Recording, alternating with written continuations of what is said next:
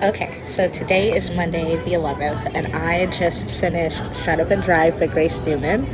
This is an arc that I received, and I loved it. I thought it was super cute, and it's about a female racing engineer that has a relationship with a driver from another team and how they work that out and, you know, their insecurities. It's a novella. It was super short, super adorable. I'm giving it 4.5 carats. Some of the writing was slightly off to me. Like, there were colloquialisms that, like, I didn't pick up on or didn't make sense to me, different things like that. But overall, I thoroughly enjoyed the story. And there is talk of, like, an all-female team. So I need that, like, storyline. Apparently that's in her new book, A Man's World. So I'm on my way to go find that. This was thoroughly enjoyable. Super loved it. If you have the opportunity to read it when it comes out, definitely check. Okay, so wait a minute. So not only does she die, and we get this character that respawns as a different character until we figure out how she dies, but also this is a reunion of all the people that were there when her brother died. So we get a carriage house and a cold case. Hell yeah.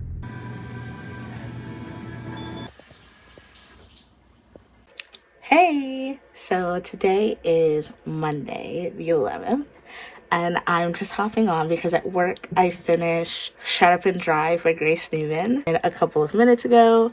I just finished The Night Before Christmas by A. Rain and Lee Rhodes, which is an erotica short story. It was like 44 pages.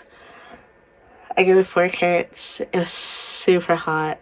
It's about a girl who is sad because she's alone for Christmas, and she gets a sexy wake-up call from 2 men in masks who turn out to be closer to her than she originally thought, and just super fucking cute. If you're into that, if you know, you know, it's good. Go check it out.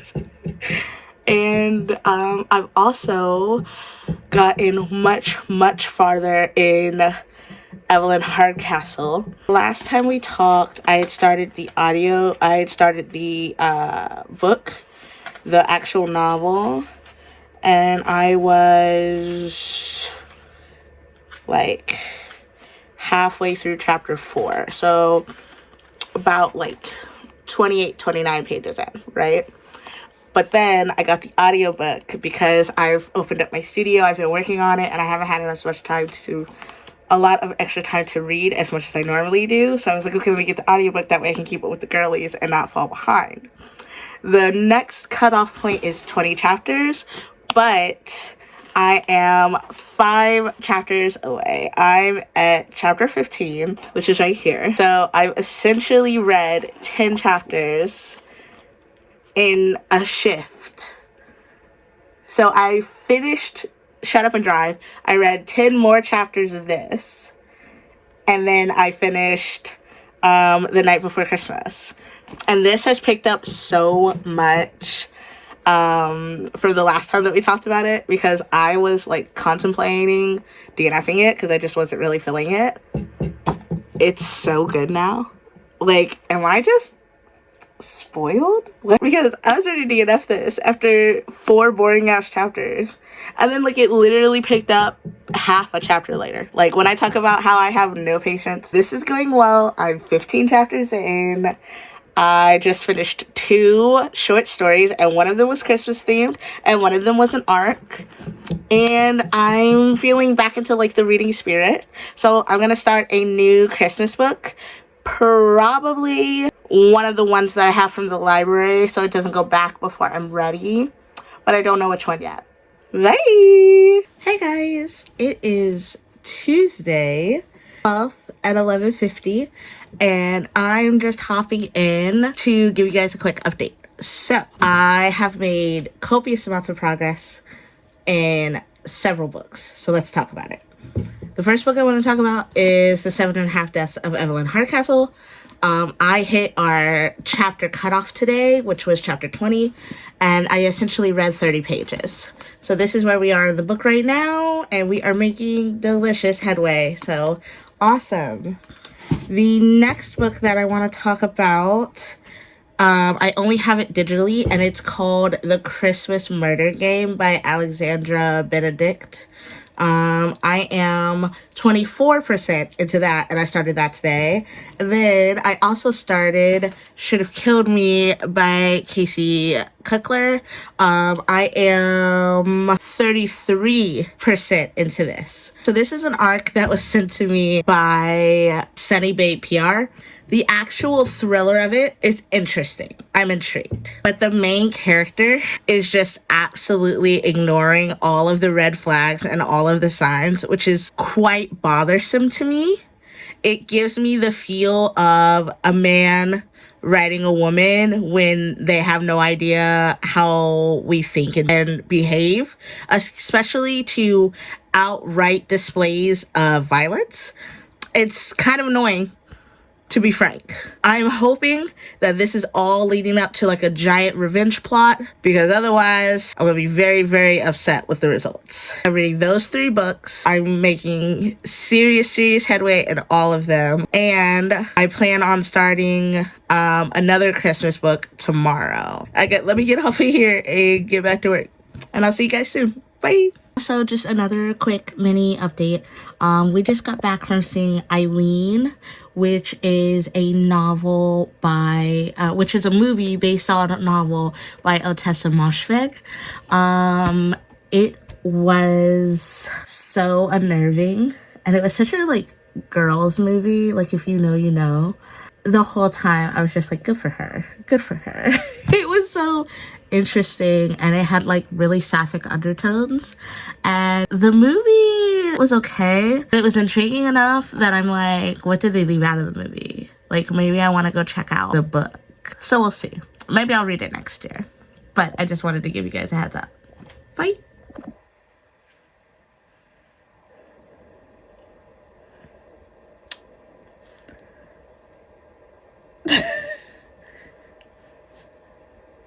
I'm trying to collect my thoughts because I'm so livid. I am 85% through Should Have Killed Me by Casey Kuckler. And similarly, just like with Phantom by Helen Powers, this female main character, I'm so over her.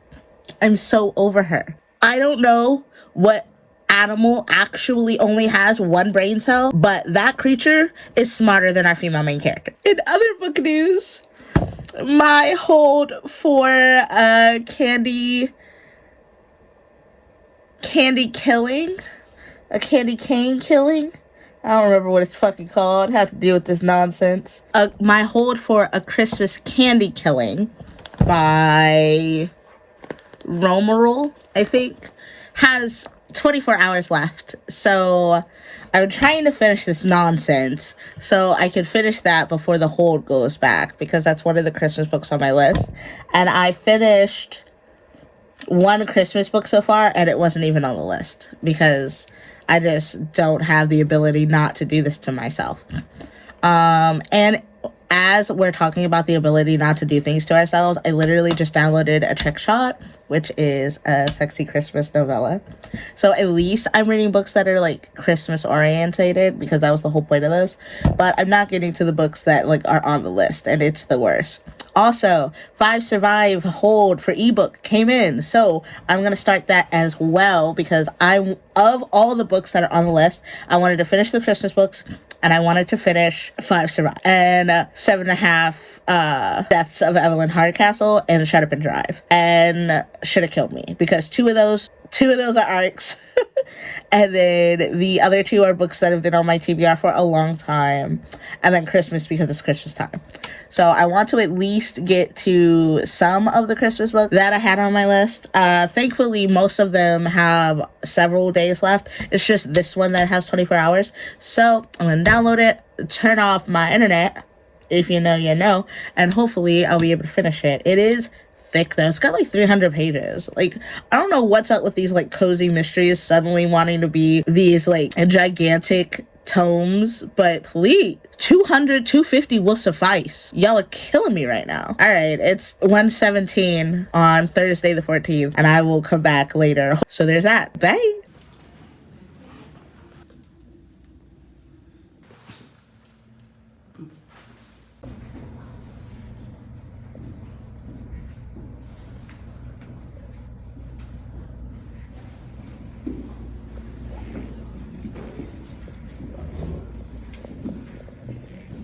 Look at that outfit. That's what I'm doing. That's great.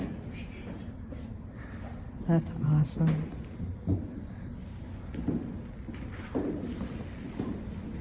Look how full that skirt is. That petticoat is working for its dear life. Hey guys! Today is Sunday the 17th. It's only like 8 o'clock. And we got a little bit of catching up to do because this is the end of the week going into a Christmas week, and I have some things to tell you about. So the first thing that we did today was we went to the Taft Museum.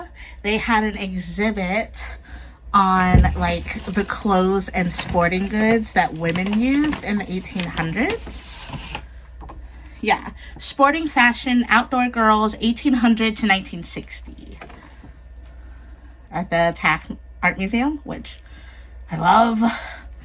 And on Sundays it's free, so we explored that whole exhibit, and it was amazing. But because I love supporting the arts in my community, I got some merch. So I love going to museums. Doesn't matter what the museum is about, doesn't matter where it is. If there's a museum there, I'm probably gonna check it out. So I got this hoodie that says Museum Nerd on it, and it's so fluffy. It's so fluffy, and it has pockets! Because there's nothing worse than a hoodie with pockets. So, I got this. And this t-shirt, and this is like baseball. Like women's baseball league or girls baseball league or something for like the 40s, 50s, 60s. But this is the Fort Wayne Daisies, and that's actually near my hometown, so I figured I'd get it. And who doesn't love like the raglan sleeve? It's gonna be so cute to wear. So that's what I got from the museum. And that's where we spent a good portion of our day. And then after the museum, I took the books that I unhauled like 4-ish months ago to Half Price Books. Not only did I take the books that I showed you, but I took like an additional 10, 12 books, and they gave me $20 for it. And at first I was like, are you serious? Like $20? I definitely spent more than that on these books. But I was in the poetry section, which is right in front of the area where you're in, where they sell the books. And 2 other girls came in with boxes. Okay, boxes of books. The girl right after me got $10, and the girl after me didn't even get a whole dollar. So I guess I really can't complain.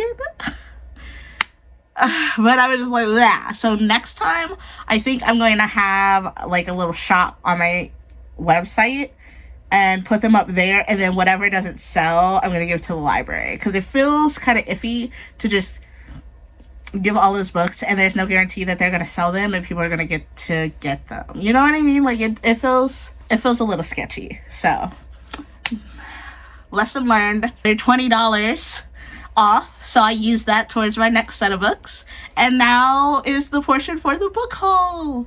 So I'm gonna go over what I got from Half Price Books first, and then tell you what I got from Barnes & Noble, where we spent the rest of our evening. But yeah, all the books I got fit in this Barnes & Noble tote bag that I got ages ago, and I love it. It's one of my favorite tote bags because it has a zipper. Okay, so I got this motherboard bookmark for Boy Wonder, and then I got this really cute Book Nerd zipper pouch for myself. And then I got To Make Monsters Out of Girls by Amanda Lovelace, which is poetry. Then I got Night Film by Marisha Pessel. Yeah, Marisha Pessel. And it was probably one of the first books I added to my TBR. And I kept getting it from the library, and I kept like not finishing before it needed to go back. So when I saw it on the shelf for less than $10, I was like, okay, I'm gonna get it. I also picked up Wait Till Helen Comes, which is a ghost story graphic novel. And I got Investigators All Tied Up by John Patrick Green, which is the latest installation in the Investigator story, and I was so excited to continue. Okay, so that's what I got from Half Price Books. Here's what I got from Barnes & Noble. So I was like, I'm probably not going to get a lot of things because I already got a lot of things that I wanted from the other bookstore, right? Wrong. But the first book I picked up is called How to Find a Missing Girl by Victoria Losak. I don't know if the W is silent. So either Losak or Woolosak. But it looks like this, which is such a pretty cover for, you know, obviously a missing case. But it's about a city in which a bunch of girls go missing and 2 girls decide they're going to solve it. But it has a blurb from Chloe Gong, who did These Violent Delights. And it states that the voice that this generation's mystery readers have been waiting for. She promises teenage sapphic detectives and delivers on every beat. I don't need much more. We got 2 female detectives trying to solve missing girls in a small town. It's sapphic. Hopefully it's a good body count. Like, I'm ready. I'm so excited. This looks so good. I came across Where He Can't Find You by Darcy Coates. Like, can we talk about this cover? How creepy is that? I love it. And the back says, "Don't walk alone, or the Stitcher will find you." Abby Ward lives in a town haunted by disappearances. People vanish, and when they're found, their bodies have been dismembered and sewn back together in unnatural ways. But is it the work of a human killer or something far darker? She and her younger sister live by a strict set of rules designed to keep them safe, which is why it's such a shock when Hope is taken. Desperate to get her back, Abby tells the police everything she knows, but they claim their hands are tied. With every hour precious, Abby and her friends are caught in a desperate game of cat and mouse. They have to get Hope back, quickly, before too much of her is cut away, and before everything they care about is swallowed up by the darkness waiting in the tunnels beneath the home they thought they knew. I'm so excited. That sounds amazing. And those 2 were the 2 books that I had, and I was like, okay, I'm done. I don't need anything else. I'm just gonna go glance real fast through the adult mystery section and see what I find. Then I came across Schroeder's Chord. I have seen nothing but good things about this. It's like horror rock and roll. Like, there's a record and it makes you like do awful things. And I had it on hold at the library forever, and like there's just no mention. There's not 8 weeks, 9 weeks out, like nothing. It's just like, we'll let you know when it's available. So I'm tired of waiting. And it was $3 off. So why not? So this, after his estranged father's mysterious death, Charlie Remick returns to Seattle to help with the funeral. There, he discovers his father left him 2 parting gifts: the key to the family record store and a strange black case containing 4 antique records that, according to legend, can open a gate to the land of the dead. When Charlie, his sister, and their 2 friends play the records, they unwittingly open a floodgate of unspeakable horror. As the darkness descends, they are stalked by a relentless, malevolent force and see the dead everywhere they turn. With time running out, the only person who can help them is Charlie's resurrected father, who knows firsthand the awesome power the records have unleashed. But can they close the gate and silence Schraeder's Chord before it's too late? Equal parts chilling and heartfelt, Schraeder's Chord is a captivating tale of death, legacy, and family, both lost and found. So of course I couldn't leave it behind. And then when I was looking for Born Wonder, I ended up in the graphic novel section. And why did nobody tell me that there was Zatanna Comics? Why did nobody tell me that somebody was like, I'm tired of not having enough Zatanna love. I'm going to write new Zatanna comics. Because, what are these? What are these? And it's not like it's just Zatanna being Zatanna with John, like, hopelessly following along. Like, she is hunting Jack the Ripper in these. Has anything else been so perfectly made for me? Y'all ain't right. Keeping this to yourselves. Y'all ain't right. Ain't nobody tell me. Found these on the shelf. I found volume 2 first and almost had a heart spasm. I was like, one has to be here somewhere. Volume 1 has to be here somewhere. And then it was. So I bought them both. And now I'm so excited to read them. I have been all caught up on all the books. We decided to go to chapter 35 in 7.5 Deaths of Evelyn Hardcastle. It's getting better, so I am going to finish that. I'm currently working on A Christmas Candy Killing by Christina Romero. I'm like 5 chapters in. It's okay. I like the premise, but I don't know if I like the execution. It's about 2 sisters who own a bookstore and a candy shop, and the candies are chocolate goodies based on poisons from murder mysteries. But people are dropping left, right, and center, and their chocolates are being left at the scene of the crime. So it's something that I really should enjoy, but it just hasn't quite picked up yet. So I'm hoping it's going to start zooming. Also, I only have a couple of days left before Christmas, and that's when I wanted to stop reading Christmas mysteries. So I'm hoping to focus on all of the Christmas books that I have, and I'm hoping to at least finish 2 or 3 of them. I don't think I'm going to get to the Nancy Drews. The other Christmas books that I wanted to do. I don't know what it is. Every year, December just gets farther and farther away in terms of being able to complete a certain amount of books before my time frame is up. And it's aggravating. But December was also the month that I got my studio, and I've been moving in and doing shoots and getting sessions and stuff set up there. So it could just be that there's not enough time in the time frame that I selected for these books. There's not really anything wrong with them. I'm just not really like feeling them. I think I'm going to finish the 2 books that I'm reading right now. So 7.5 Deaths of Evelyn Hardcastle, because I'm reading that with the girls, and then the Christmas Murder Game, because I'm 20% through, and A Christmas Candy Killing, because I'm really interested in finishing it. But I don't think that I'm going to be able to complete or finish the other books that were on the list that were Christmas related. Now there's still 3-ish weeks left of December, so I might be able to put in a bunch of new books, who knows.